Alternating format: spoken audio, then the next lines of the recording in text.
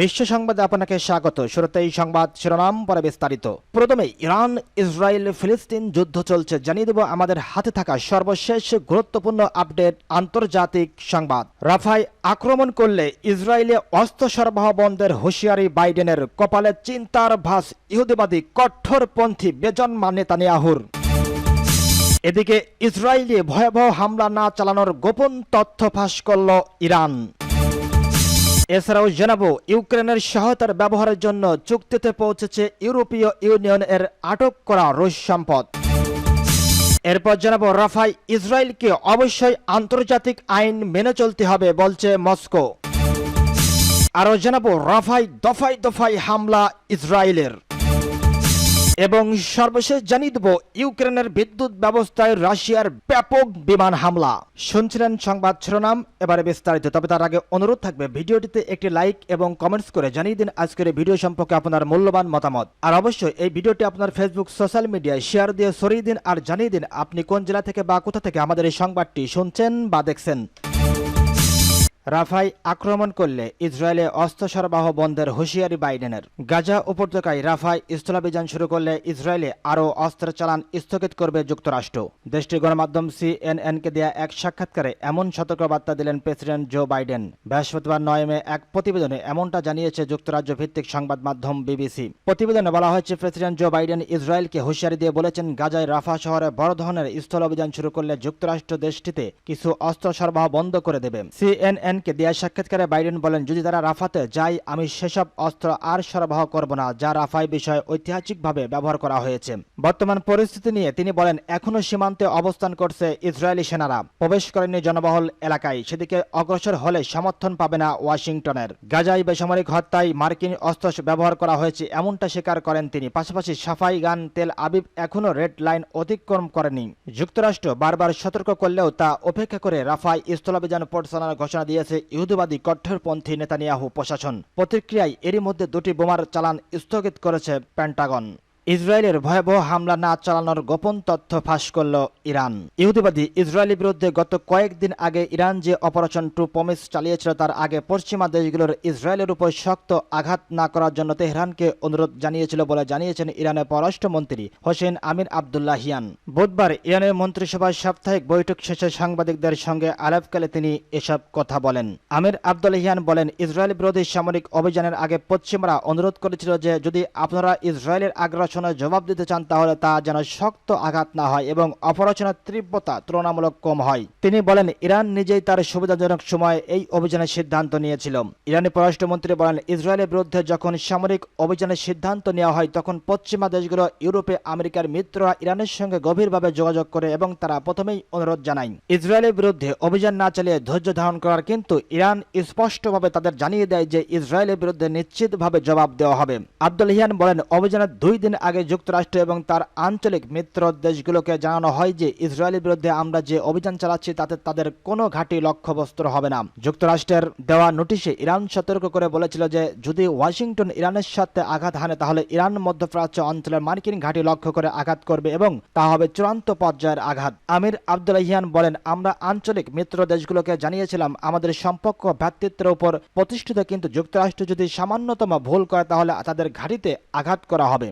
ইউক্রেনের সহায়তার ব্যবহারের জন্য চুক্তিতে পৌঁছেছে ইইউ আটক করা রুশ সম্পদ। ইউরোপীয় ইউনিয়নের দেশগুলোর ব্লকে থাকা রুশ কেন্দ্রীয় ব্যাংকে আটক সম্পদ থেকে প্রাপ্ত মুনাফা দিয়ে ইউক্রেনকে অস্ত্র গোলাবারুদের জন্য বিলিয়ন ডলারের অতিরিক্ত তহবিল সরবরাহ করার জন্য একটি ব্যতিক্রমী অস্থায়ী চুক্তিতে পৌঁছেছে। ইইউ এর 27 জন রাষ্ট্রদূতের মধ্যে এই চুক্তি বেলজিয়াম ঘোষণা করেছিল, যেখানে এই ব্লকের বেশিরভাগ আটক সম্পদ রয়েছে। এই চুক্তি সদস্য রাষ্ট্রগুলোর মধ্যে কয়েক সপ্তাহের কঠিন আলোচনার পর হয়েছে।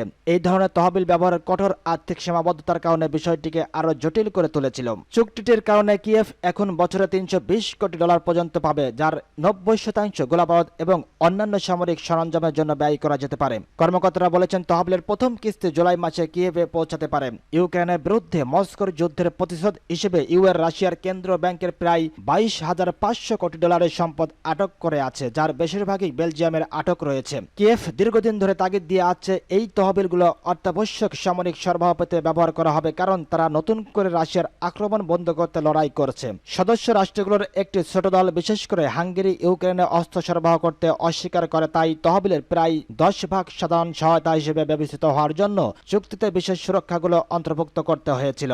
ইউ সদস্য দেশগুলোর এখনও আনুষ্ঠানিকভাবে রাষ্ট্রদূতদের সঙ্গে চুক্তি অনুমোদন করা বাকি রয়েছে। সূত্র ভয়েস অব আমেরিকা।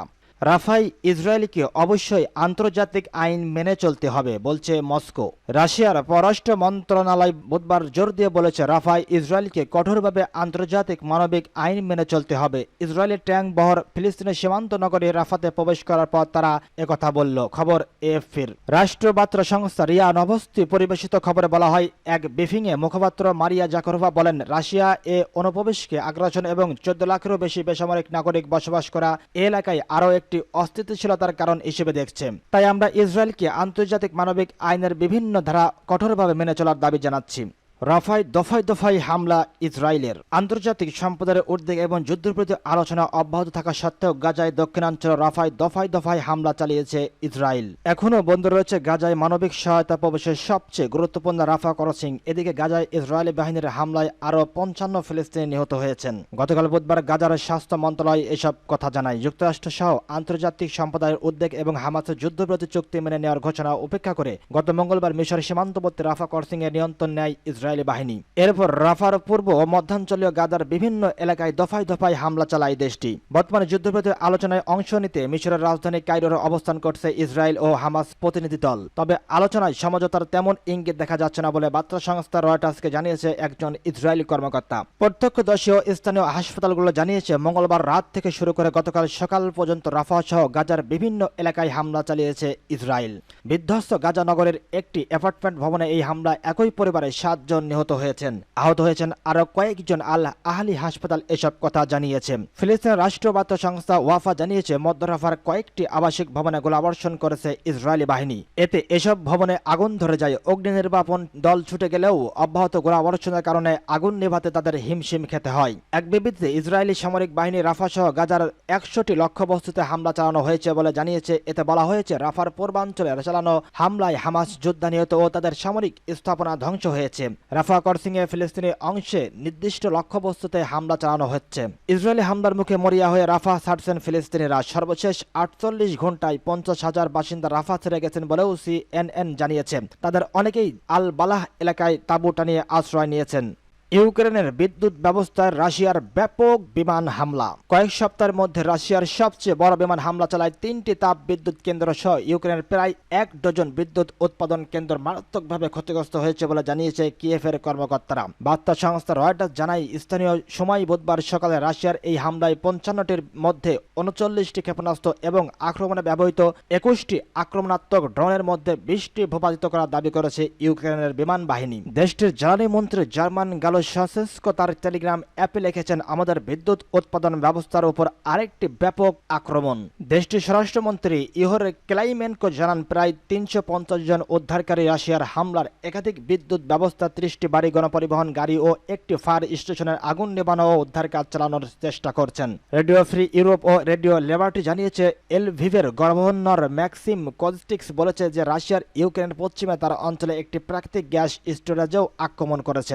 এবছরের মার্চ মাসে শুরু হওয়া ইউক্রেনের গুরুত্বপূর্ণ জ্বালানি অবকাঠামোতে ধারাবাহিক হামলার মধ্যে বুধবারের হামলাটি ছিল সর্বশেষ বড় হামলা। বুধবার রাশিয়ার হামলার কারণে ইতিমধ্যে ইউক্রেন কর্তৃপক্ষ বেশ কয়েকটি অঞ্চলে পর্যায়ক্রমে বিদ্যুৎ সংযোগ বিচ্ছিন্ন করতে বাধ্য হচ্ছে। হামলার বিষয়ে মস্কো থেকে তাৎক্ষণিক কোনো মন্তব্য পাওয়া যায়নি। রাশিয়া বেসামরিক নাগরিকদের লক্ষ্য করে হামলার করার বিষয়টি অস্বীকার করলেও ইউক্রেনের বিদ্যুৎ জ্বালানি ব্যবস্থাকে একটি সামরিক লক্ষ্য হিসেবে বিবেচনা করা হচ্ছে।